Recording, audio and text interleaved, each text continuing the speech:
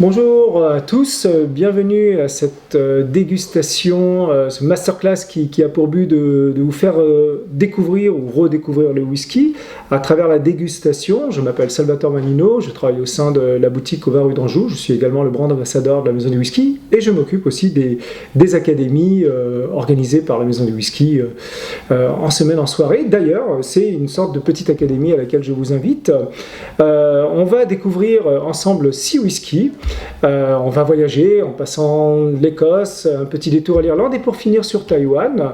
Et puis pour cela, il vous faudra être bien outillé, à savoir un verre à dégustation. Alors on va proscrire ce genre de grand verre qui sera parfait pour accueillir de l'eau. L'eau c'est essentiel, il faut se réhydrater et puis mettre quelques gouttes d'eau dans son whisky, ça fait pas de mal. Et puis on optera pour un verre à dégustation. Alors on peut avoir, si vous avez cela chez vous, ce qu'on appelle un Copita, qui est en fait le premier modèle, le modèle historique des maîtres assembleurs pour la dégustation. On peut aussi aller, vous voyez, sur une forme complètement différente chez Riedel par exemple, qui a fait un verre plutôt ouvert qui sera bienvenu notamment lorsqu'on déguste des alcools à fort degré. Mais voilà, pour l'essentiel, je dirais, chacun adopte son verre. On a plus d'affinité pour l'un plutôt que pour l'autre. Voilà. Donc ici, je vous ai présenté les bouteilles dans l'ordre des dégustations. C'est-à-dire qu'on commencera donc par le Mortlach pour l'écossais et on finira par Taïwan avec Kavalan. Très bien, on va bientôt commencer.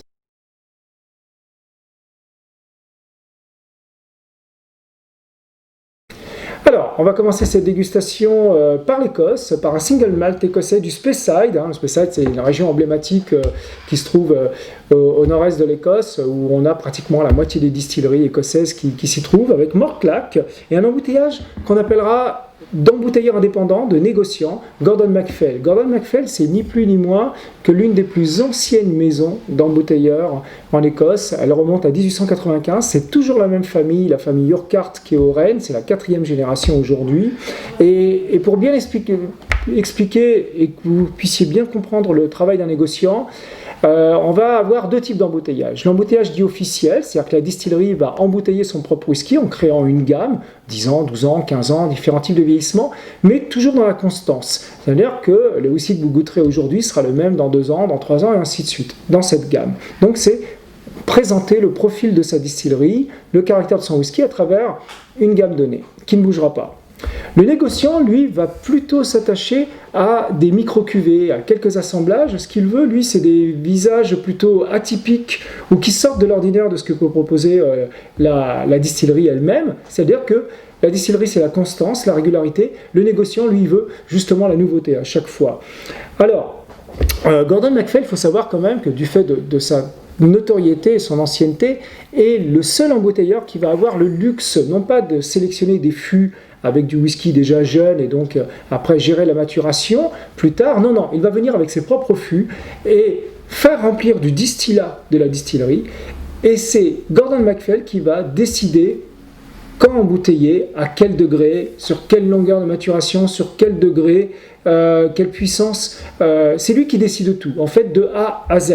Alors, il peut très bien prendre l'initiative de laisser les fûts vieillir dans la distillerie, comme il peut très bien les ramener dans ses chais. D'ailleurs, Gordon compte probablement parmi les plus gros chais chez les négociants qui soient en Écosse, avec les plus vieux whisky, souvent.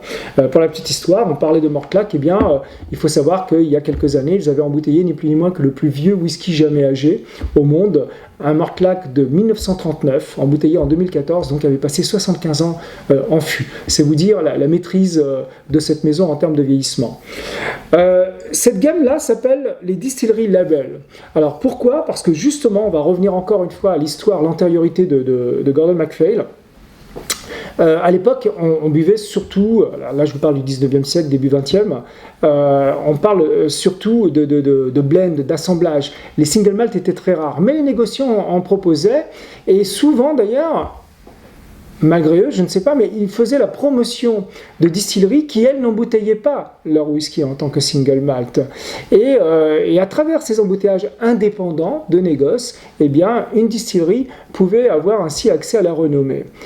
Ces distilleries, une fois qu'elles se sont mises elles-mêmes à vendre leur whisky, renommée aidant, eh bien, à charge de revanche pour Gordon MacPhail, pour les remercier de ses bons et loyaux services de publicité, on va dire, autorise la maison a utilisé les étiquettes d'époque, d'origine, donc les étiquettes officielles. C'est pour ça que cette gamme s'appelle Distillery Label.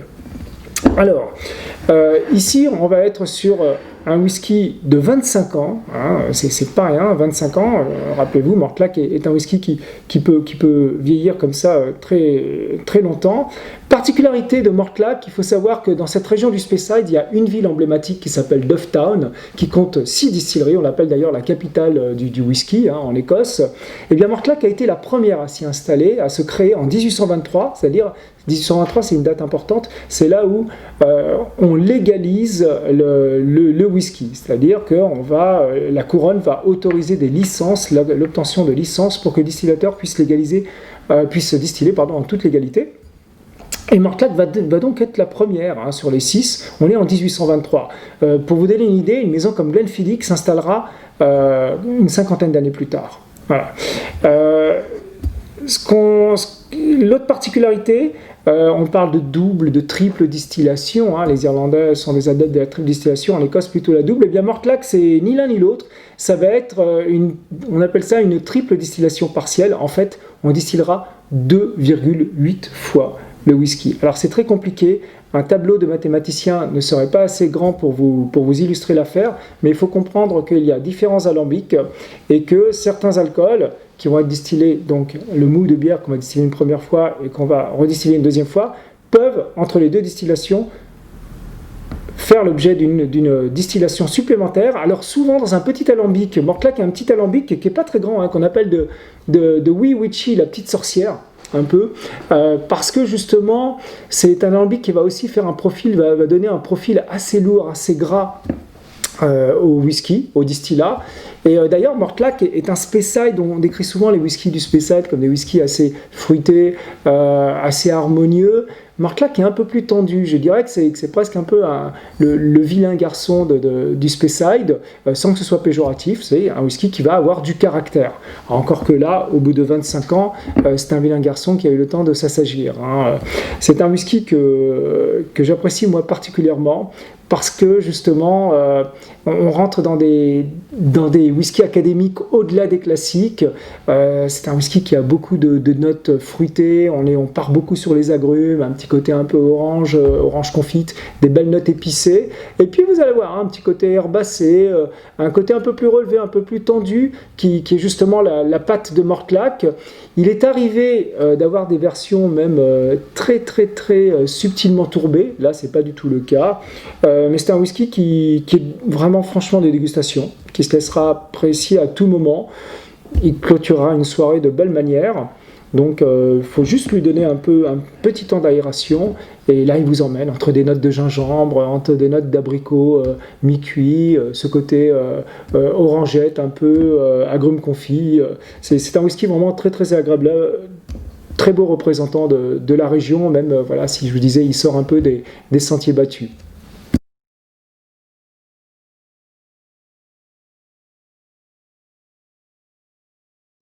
Alors, on va poursuivre cette dégustation en restant en Écosse, hein, avec Dalmore. Alors là, on quitte le Speyside pour aller au nord-ouest des Highlands, hein, au nord des Inverness.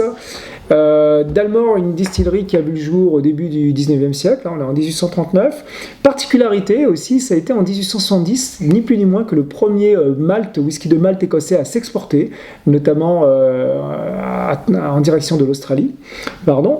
Et une autre particularité aussi, les alambics qu'on appelle des Lomond Steel, qui sont recouverts d'une jaquette. Imaginez un peu la forme de l'alambic avec une jaquette qui est une jaquette de refroidissement à travers laquelle s'écoule de l'eau froide. Et en fait, ce refroidissement collé à l'alambic, pourquoi ? Pour augmenter le reflux des vapeurs d'alcool, ce qui générera plus tard un distillat avec des saveurs, avec des notes très subtiles en fait. Voilà pour le petit côté technique. Dalmore s'est fait une spécialité, les vieillissements, les affinages en fût de RS ou autres vins fortifiés et mutés. On va avoir d'ailleurs un très bel exemple à travers cet embouteillage, le King Alexander III. Alors tout à l'heure je vous parlais d'embouteillage indépendant de négociants. Ici on est sur ce qu'on appelle donc un embouteillage officiel, c'est-à-dire qui sort d'une gamme créée par la distillerie et vendu par la distillerie. Le King Alexander III. Alors pourquoi le King Alexander III? Une petite page d'histoire.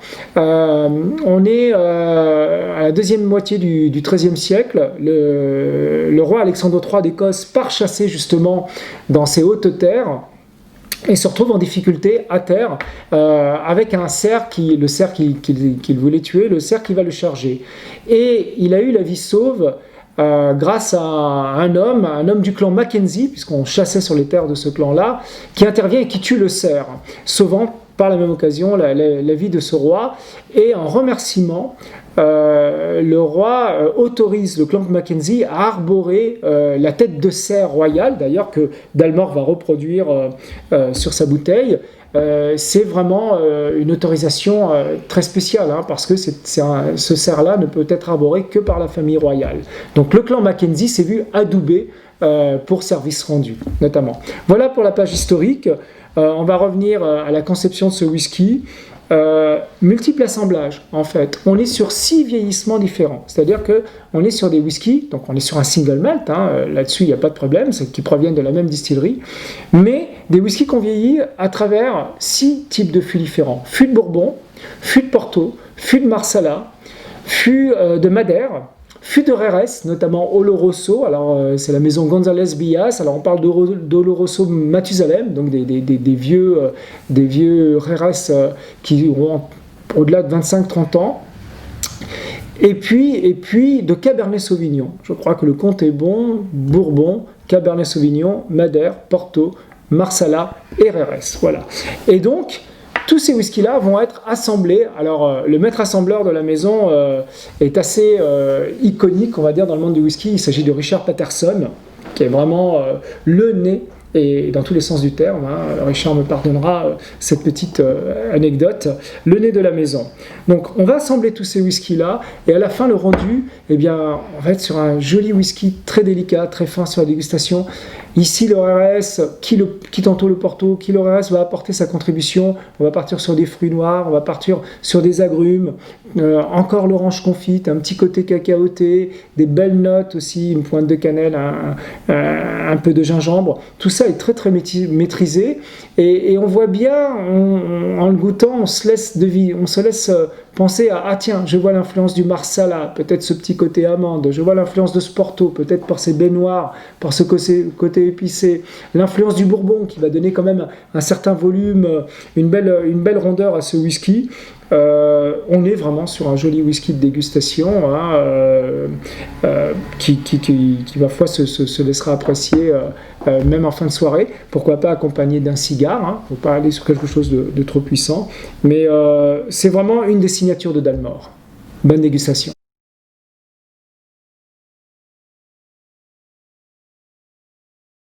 Alors, on continue cette dégustation avec le troisième whisky, un petit détour chez le voisin celte irlandais, avec l'un de ses plus beaux représentants, Redbreast. Alors, le whisky irlandais, souvent la question qui revient, c'est qu'est-ce qui le différencie par rapport au whisky écossais?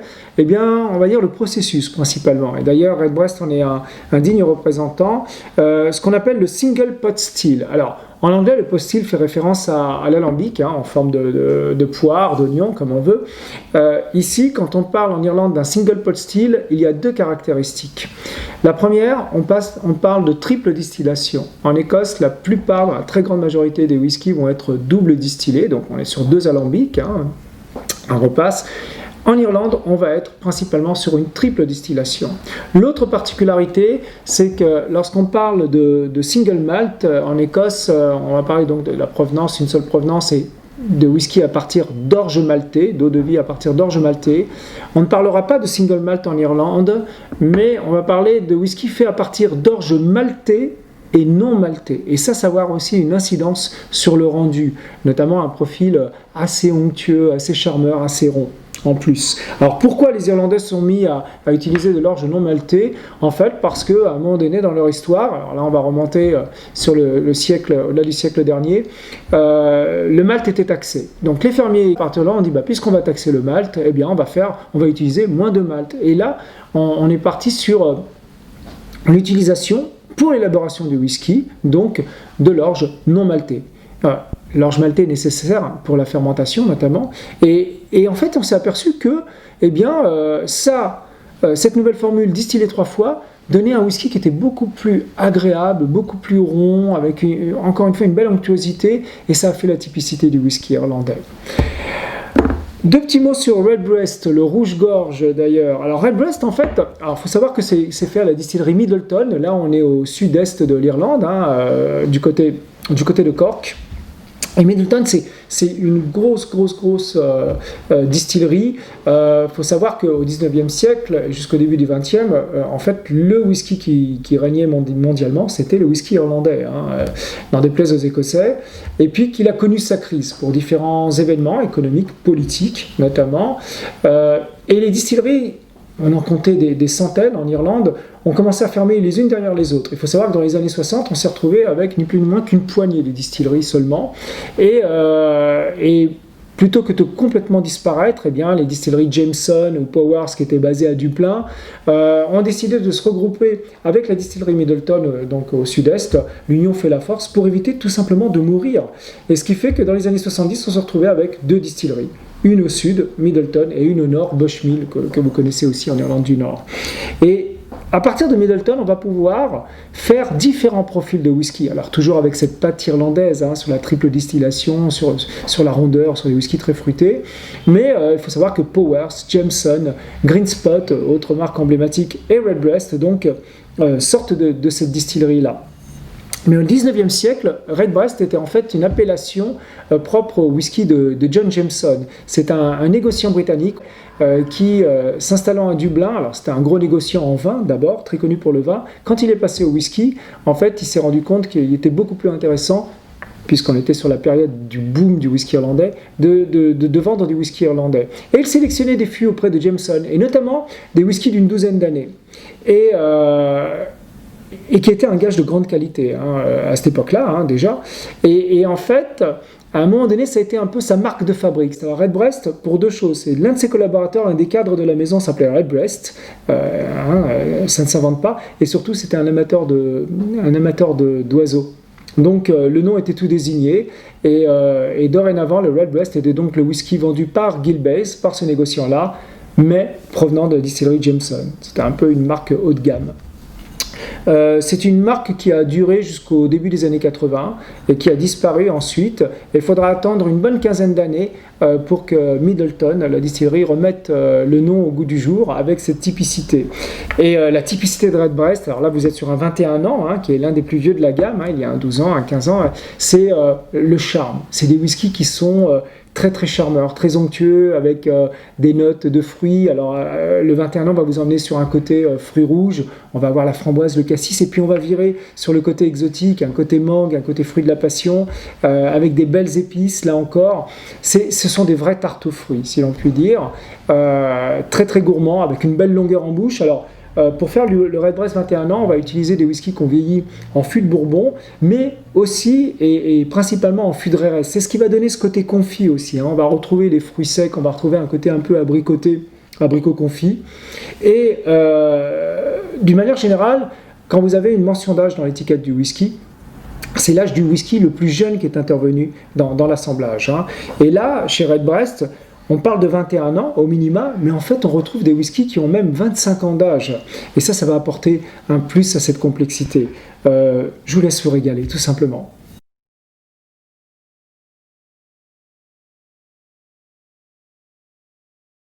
Alors, on va passer au quatrième whisky. Retour en Écosse. On revient d'ailleurs dans le Speyside à Glenkeith. Alors, Glenkeith, c'est une distillerie qui n'est pas vraiment connue, pour la simple raison déjà qu'elle n'embouteille pas son whisky elle-même. Là encore, d'ailleurs, on retrouve l'embouteilleur Gordon MacPhail, rappelez-vous, le Mortlach. Ici, donc, on est sur un embouteillage de négociant et qui plus est, une exclusivité de la maison du whisky. C'est quelque chose, nous, qu'on avait beaucoup aimé et du coup, on a demandé à Gordon MacPhail de l'embouteiller exclusivement pour nous. Alors, particularité, on est sur un seul fût qui donne un nombre de bouteilles données. Ici, on est sur un nombre limité de 283 bouteilles. Et puis, le degré naturel aussi, 52 degrés 5. Alors, ce que je vous conseille, c'est ce whisky-là, il faut vous le servir un peu avant dans le verre, de manière à laisser s'ouvrir les arômes, mais aussi un peu détendre l'alcool.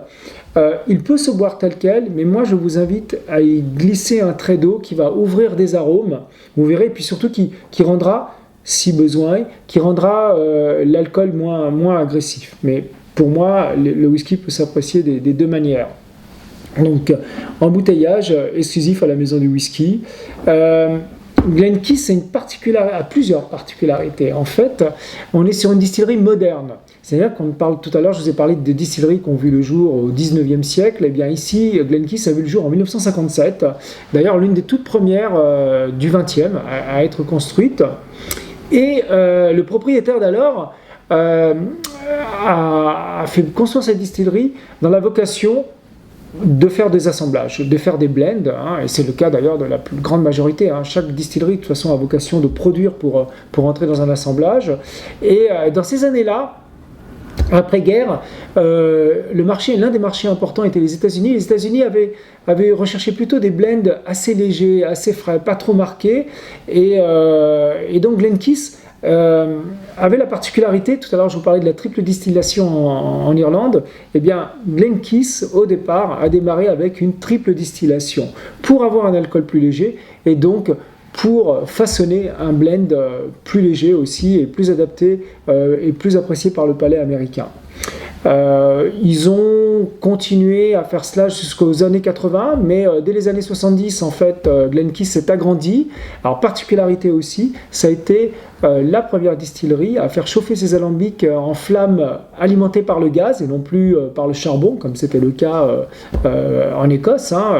Et donc, c'était la toute première. Et puis après, dans les années 80, ils ont arrêté la triple distillation et puis ils sont également passés à une chauffe aujourd'hui qui est la plus répandue dans le monde du whisky, c'est une chauffe à vapeur, le principe d'une chaudière, d'une bouilloire en fait. Voilà pour le côté technique. C'est une distillerie qui a fermé en 1999, qui a été mise en sommeil et puis qui a été rachetée par une compagnie française, Pernod Ricard, qui était propriétaire, qui est toujours propriétaire d'ailleurs du blend Chivas. Et Glenkeith, du coup, s'est retrouvé dans la composition de ce blend. Maintenant, on va passer au profil dégustation.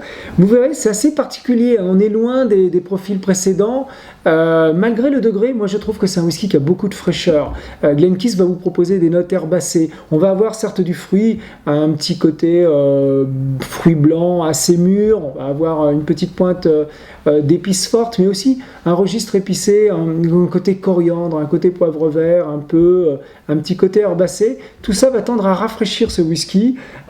Si tout à l'heure je vous invitais à mettre un trait d'eau, et bien vous verrez qu'en mettant un trait d'eau, on va donner une dominante aux fruits, à nouveau, une belle trace de vanille également, mais on va avoir aussi ce côté rafraîchissant entre guillemets que vous apportent les notes herbacées de Glenkeith. Ça c'est vraiment cette épicité. Voilà, je vous invite à apprécier cette dégustation. Merci.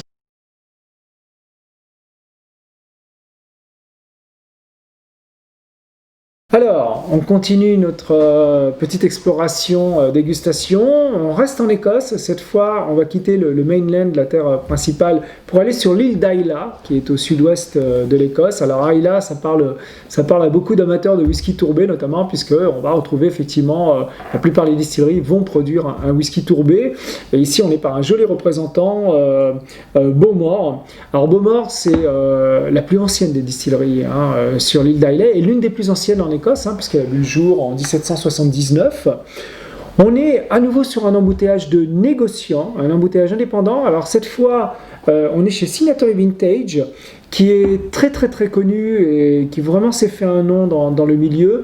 Alors il n'a pas l'antériorité de Gordon MacPhail. Signatory Vintage a vu le jour en 1988, donc il y a un peu plus d'une trentaine d'années, mais s'est rapidement fait distinguer par ses embouteillages d'ailleurs au degré naturel, c'est-à-dire le whisky non réduit. Et d'ailleurs, il y a une petite histoire sur le nom de la signature. Pourquoi la signature? C'était qu'au départ, donc c'est l'aventure de deux frères, les frères Symington, qui ont décidé d'acheter un fût, c'était un Glenlivet d'ailleurs, leur tout premier fût, et de l'embouteiller au degré naturel. Et l'idée c'était de faire apposer en fait sur l'étiquette la signature d'une célébrité. Sauf que quand le fût a été goûté, il a été tellement apprécié et populaire qu'ils ont vendu le fût avant même de pouvoir concrétiser cette fameuse étiquette particulière. Ils ont du coup sélectionné un deuxième fût qui a eu le même succès et finalement on a laissé tomber la signature de la célébrité, mais le nom est resté, Signatory Vintage. Voilà pour la petite histoire. Le négociant, lui, va encore une fois avoir à cœur de proposer quelque chose atypique ou qui sort par rapport à la gamme officielle de la distillerie.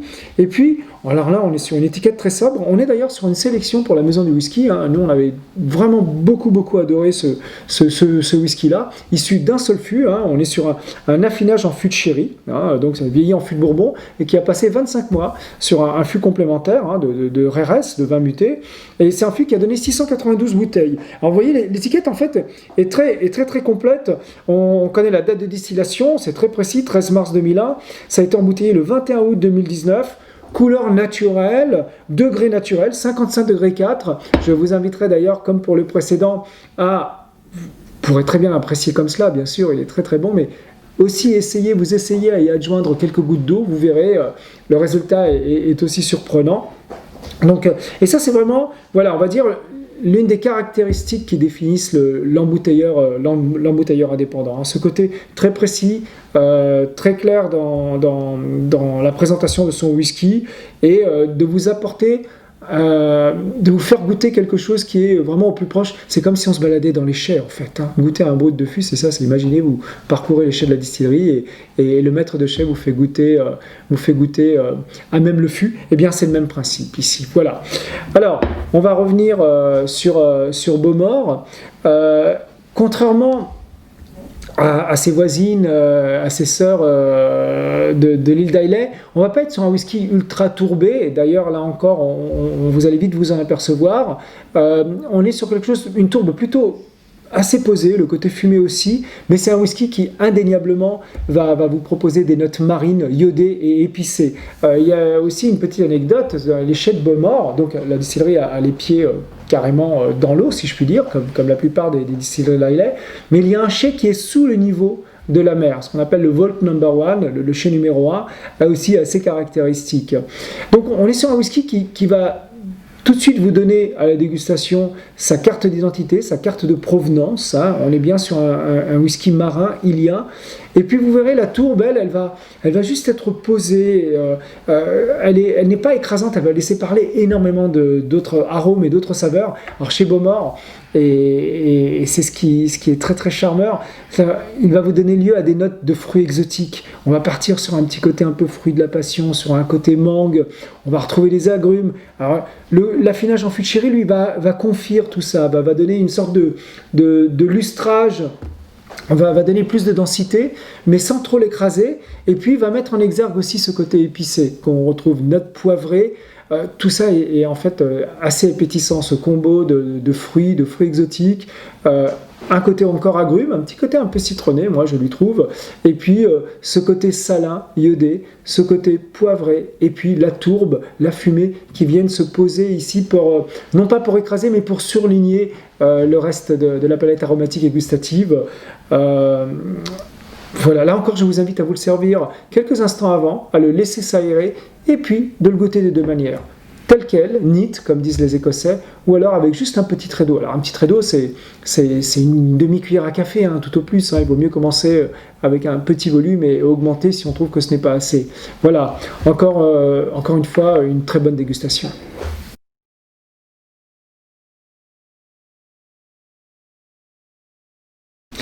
Alors, pour terminer ce voyage dans la dégustation, eh bien, on va quitter complètement l'Europe et on va aller en Asie, on va aller à Taïwan précisément, avec la distillerie Kavalan. Oui, ça peut paraître curieux, faire du whisky à Taïwan, mais il faut savoir que cette petite île n'est ni plus ni moins que le 6e plus gros marché pour le whisky écossais, donc un public d'amateurs. Et tôt ou tard, il fallait bien qu'eux aussi aient leur distillerie. Kavalan a été fondée en 2005, en un temps record, et le premier distillat a coulé d'ailleurs en mars 2006. Ça appartient à une société, King Car, qui est un groupe agroalimentaire, et dont le président, M. Lee, est fan de whisky. Et voilà, c'était son rêve, et dès lors où on lui a donné l'occasion de bâtir sa distillerie, il s'est lancé dans ce projet. Très bien entouré d'ailleurs, parce qu'il a fait appel au regretté Jim Swan, qui était un consultant écossais, un grand spécialiste sur la maturation, sur l'élaboration de whisky. Donc il les a aidés à monter la distillerie, surtout dans des conditions assez particulières. Hein. On est à Taïwan, donc on est en climat tropical, ce qui veut dire que le whisky, en principe, n'aime pas trop la chaleur. Et ici, on est sur un type de maturation qui va être très accéléré.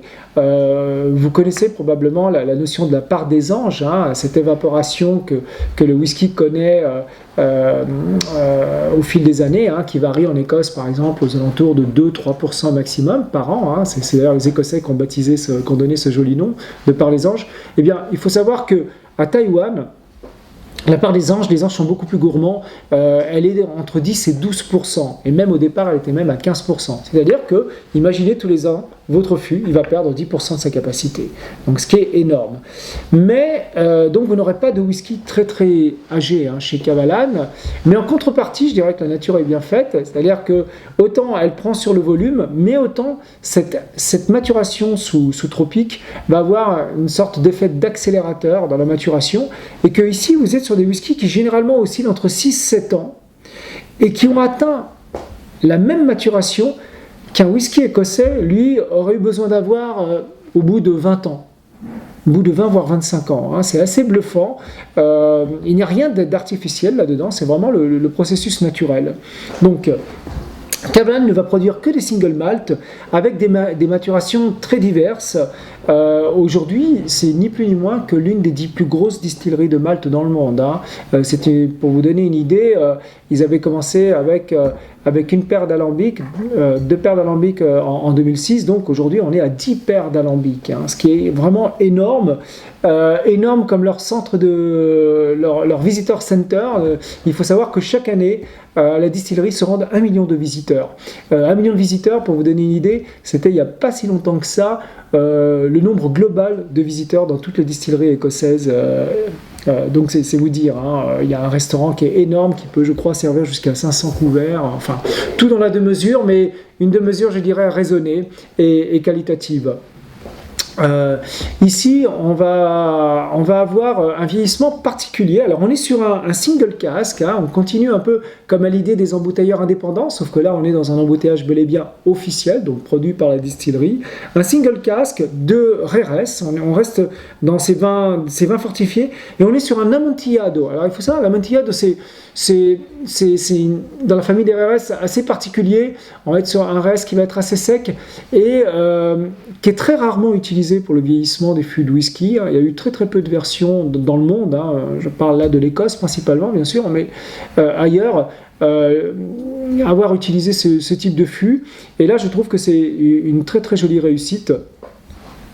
C'est un whisky qui est embouteillé au degré naturel, hein. On est à 56 degrés 3, ce qui donc va être un whisky aussi assez concentré, au même titre que la maturation, elle a été concentrée. La couleur également, hein, naturelle, encore une fois. Donc je vous invite pour la dégustation à vraiment prendre le temps, vous servir le verre quelques minutes à l'avance, le laisser respirer. Kavalan, plus on attend, et mieux c'est. C'est vraiment le bouquet, les arômes ont besoin de se mettre en place. Hein, il faut éviter aussi de mettre son nez directement sur le verre.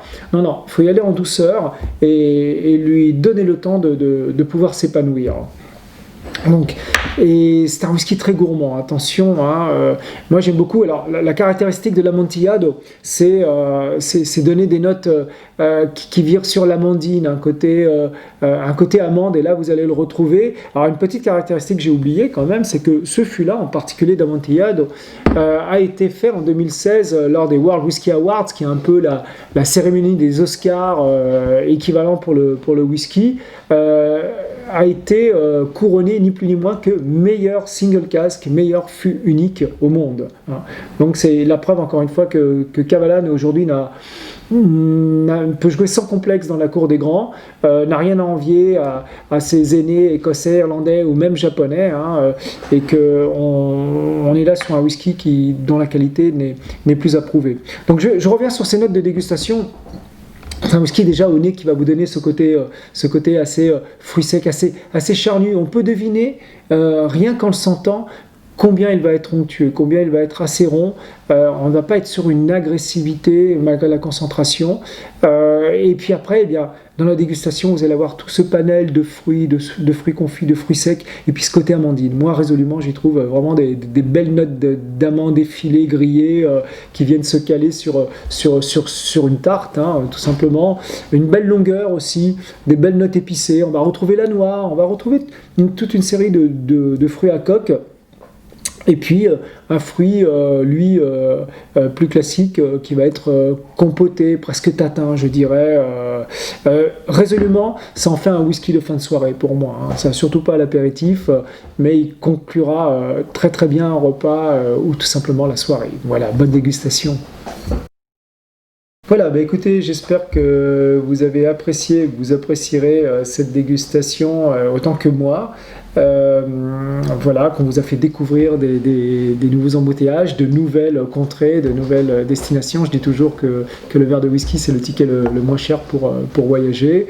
Voilà, en tout cas, n'hésitez pas, ces bouteilles-là sont en vente au sein de nos boutiques et puis également sur notre site web. Et puis un petit rappel quand même, appréciez vos whiskies, mais à consommer avec modération.